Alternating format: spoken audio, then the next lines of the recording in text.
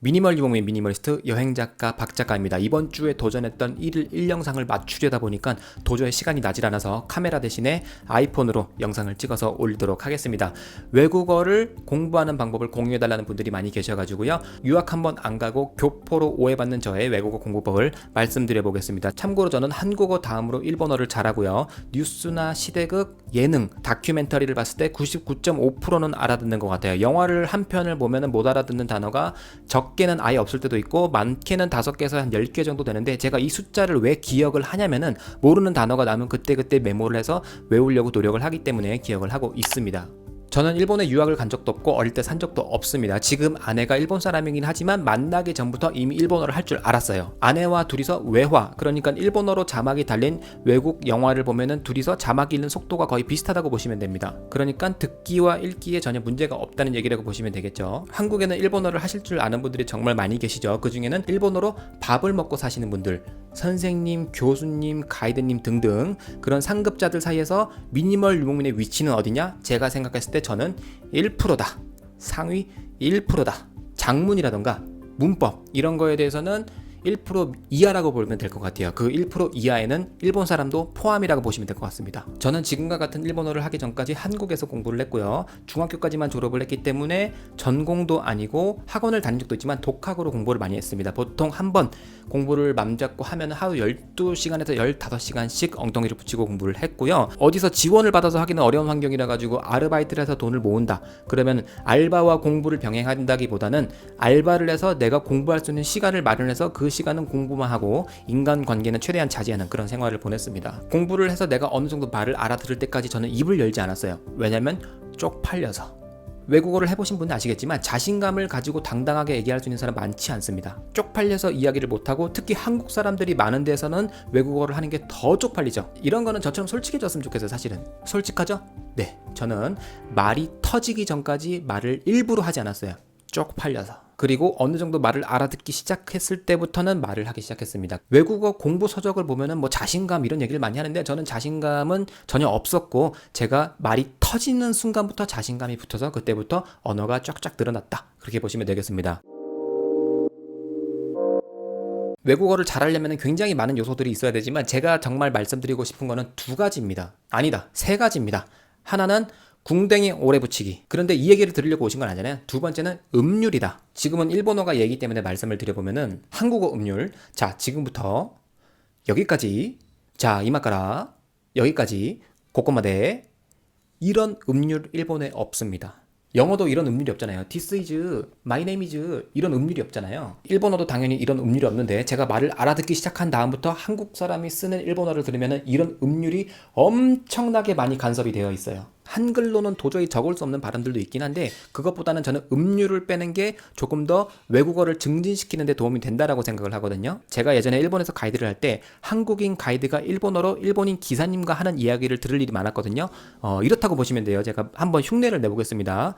だから私が 言ったじゃない この道じゃなくてあの道だってあっちいからクラかけて. 제가 지금 오버한 것 같다라는 생각이 드시는 일본어 중급자 이상 되시는 분들은 본인이 하는 말을 녹음을 해보시거나 일본 사람과 대화를 해서 한번 들어보세요. 어떤 음률이 들어가 있는지. 분명히 모국어에 음률이 들어가 있는 경우가 있을 겁니다. 그러면은 이거를 바꾸려면 어떻게 하면 좋냐? 성대를 쪼으시면 좋은데, 이런 말 자체가 추상적이니까 재수가 없잖아요. 주어, 수어, 명사, 전치사, 형용사, 조사, 부사 뭐 이런 말들 자체가 표현이 재수가 없잖아요. 외국어를 하면서 이 땅을 아는 것도 짜증나는데 성대를 어쩌라고? 압니다. 이 소리 정말 재수없는 거 저도 아는데, 제가 예를 들어서 한번 보여드릴게요. 안녕하세요. 한국식으로 지금 쓰는 성대고요. 일본식으로 쓴다 그러면은 안녕하세요. 이렇게 목소리를 내면은요, 한국식 음률이 들어갈 수가 없어요. 예를 들어 하이, 네, 하이, 성대 쪼입니다. 하이, 하이, 하이. 오히려 한국식 하이, 이게 더 어려워요. 제가 지금 극단적으로 표현했는데, 만약에 일본식 음률, 한국식 음률을 안 쓰고 싶다. 성대를 의식하는 그런 연습을 해보시면 간섭이 잘 안 일어날 거예요. 뭐야? 일로 와봐, 일로 와봐. 잠깐 와봐. 왜 이상한 소리 하려고? 아니야, 이상한 소리 아니고, 나는 외국어에는 열심히 하는 사람은 다 잘한다. 아 진짜? 난 거기에 좀 반대하는 편인데 외국어 공부는 공부적인 측면도 있지만 운동과 좀 비슷하다고 개인적으로는 생각을 해. 그래서 운동도 기본적인 운동 신경이 있는 사람이 빨리 배우는 것처럼 언어도 기본 센스.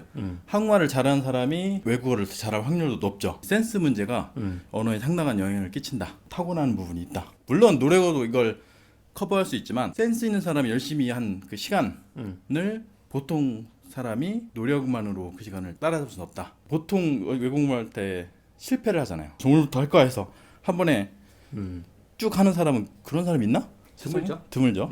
나 같은 경우는 10번 정도 계속 결심하고 실패하고 결심하고 실패하고 한 것 같은데 해보니까 돈 많이 쓸 필요도 없이 테이프 하나 책 하나 처음에는 그거 하나 해서 여기서 옛날 사람인 게 드러나네요. 나 할 때는 테이프였어. 지금 테이프라고 테이프 하면은 이거 붙이는 테이프라고 인식할 걸? 뭐라고 해야지? 그 플론 지금 뭐 플로피 디스크 이야기하려고 했어? 나가상은 한국어를 어떻게 공부했어요? CD 가끔 들었어. 잘 때. 스스로 생각할 때 언어 센스가 있다고 생각해 없다고 생각해? 나? 응. 있지.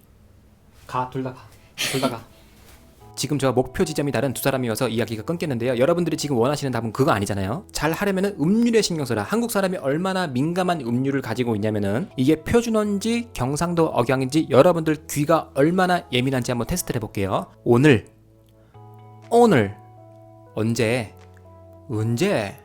박건우 박근우 갖다 버려 내삐리 딱 들었을 때 여러분들 귀가 얼마나 민감하게 이거를 걸러내는지 아셨죠? 모든 외국어가 다 이렇다고 보시면 돼요. 성조가 있는 외국어는 물론이고 한글로 발음을 적을 수 없는 외국어들도 마찬가지죠. 우어트. 그래서 일본어를 하실 때는 한국식 음률을 빼는 인식을 한다거나 성대를 인식을 하시면 조금 더 나은 일본어를 구사할 수 있다. 이렇게 보시면 되겠습니다. 자, 세 번째. 한국에서 일본어를 가르치는 분들 그리고 일본어 교재와 다른 이야기 하나만 하겠습니다. 한국어와 일본어의 어수는 같지 않다. 한국어와 일본어의 어수는 비슷하다. 나는 학생입니다. 여기는 학교입니다. 내 이름은 뭡니다. 이런 거는 어순이 같다고 보시면 되는데 일상적으로 쓰는 표현에는 어순이 다른 게 굉장히 많고요. 결정적으로는 어순이 같다고 생각을 하는 순간 머릿속에서 창작을 해서 한국식 일본어가 나옵니다. 제가 최근에 찍은 나이 관련된 영상이 있었죠. 친구와 프렌드는 100% 일치하는 번역이 아닌 것 같다. 마찬가지로 친구와 일본식 친구는 100% 맞는 번역이 아닌 것 같습니다. 일본에서도 친구라고 했을 때 할아버지가 올 수 있거든요. 그런 일이 발생을 하는데 어순이 같다고 생각을 하는 순간 표현법도 비슷하다고 인식을 하게 돼요. 한자를 조합을 하면 단어가 만들어지니까 창작을 하게 됩니다. 그렇게 해서 탄생한 일본어는 일본 사람들이 알아는 듣지만 일본 사람들이 쓰는 표현은 아닙니다. 제가 제안드리고 싶은 거는 여러분들 머릿속에 있는 어휘로만 말을 만들어서 대화를 하려고 하세요. 그러면은 최소한 일본 사람이 안 쓰는 일본어는 덜 쓰게 될 겁니다. 외국어를 배우면서 외국인과 교류하시는 분들 대부분 이해하실 거예요. 말이 잘 안 통하니까 내가 과하게 착해지잖아요. 무조건 오케이 하고 노라고 하고 싶을 때 노라고 하고 나의 성격을 최대한 반영한 외국어를 쓰려면은 말을 만들어서 하지 않는 게 낫다. 언어의 창작 부정. 외국어를 하기 전이나 외국어를 하면서 슬럼프를 겪을 때 이런 다른 사람이 외국어를 구사할 때 어떤 과정을 거쳤는지 이야기를 들으면 약간의 도움이 되잖아요. 그래서 저도 다른 사람과는 조금 다른 방식으로 다른 의견을 제시하지만 이야기를 드려봤고요. 지금 나이가 37인데 40 언저리에 제가 본격적으로 중국어 공부를 할 겁니다. 왜냐면은 나이가 들면 성대가 굳는다, 머리가 굳어서 언어를 하기가 어렵다라는 편견을 한번 깨보는 도전을 하려는 거예요. 실패하면 실패하는 거고 성공하면 좋은 사례를 제시할 수가 있겠죠. 영어 강의와 일본어 강의의 차이점을 알려드릴까요?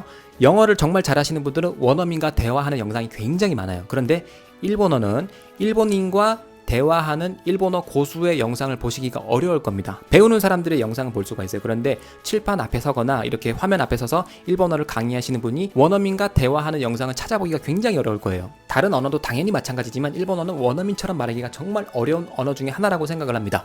한글은 초등학교에 들어가기 전에 우리 공부 다 할 수 있어요. 그런데 일본어는 고등학교 졸업할 때까지 배워야 되는 게 글자예요. 그 말은 즉 일본어는 일본 사람에게도 쉽지 않은 어려운 언어다. 거기에 일본어로 대체할 수 없는 표현들은 외래어가 많이 들어오다 보니까 하면 할수록 슬럼프에 빠지게 만드는 요소들이 꽤 있어요. 최근에 제가 일본 사람이랑 방송한 게 있거든요. 작년에 만났던 미니멀리스트를 태국에서 만나서 둘이 이야기를 나눈 영상이 있는데 혹시나 궁금하신 분들은 영상 보시면은 한국어 자막을 또 누가 친절하게 달아주셨어요. 제가 이미 한국어로 다뤘던 독백의 내용들을 일본어로 바꾼 것 뿐이지만 둘이서 대화를 나누는 거를 보는 재미도 있을 거라고 생각하니까요. 혹시나 관심 있으신 분들은 봐주시고요. 일본어를 진지하게 공부를 하시겠다 그러면 제가 추천드리고 싶은 채널은 일본어를 강의하는 유튜브 채널은 거의 다 봤다고 보시면 되는데, 기업에서 만든 것 같은 강의 영상, 아니면 일본에 오래 살아서 일본어를 가르쳐주는 영상, 한국 사람이 일본어로 한국어를 알려주는 영상, 거의 대부분 음률 들어가 있어요. 그런데 이 속에서 진짜 원석이 한 분 있었습니다. 이분만큼 자연스러운 사람은 없었어요. 밑에 그림을 넣겠습니다. 유튜브를 하면서 처음으로 1일 1 영상을 해보고 있는데 정말 힘드네요. 이거를 다른 분들 어떻게 하셨는지 정말 대단하다는 생각밖에 안 듭니다. 저는 이번 주까지만 한번 이렇게 해볼 생각이고, 이게 퀄리티가 낮아질 수밖에 없네요. 편집할 시간이 넉넉치가 않네요. 좀 더 좋은 내용으로 이렇게 말 빨리 하지 않고도 다가갈 수 있게 준비를 해서 다시 나타나도록 하겠습니다. 미니멀하게.